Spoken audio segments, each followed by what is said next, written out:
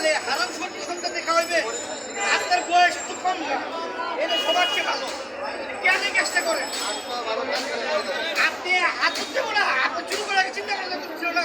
এই মানুষ আপনি হিন্দু মুসলমান, আপনি যে ধর্মেরই হন, কেন এই কাজটা করলেন? আপনার ভুল হইব একদিনে ভাই, ব্যবসায় একদিনের নাম পাবেন। পুলিশ স্টেশনে গেলে হাজার হাজার আপনারা কেন করেন? টাকা আপনি কেন করেন?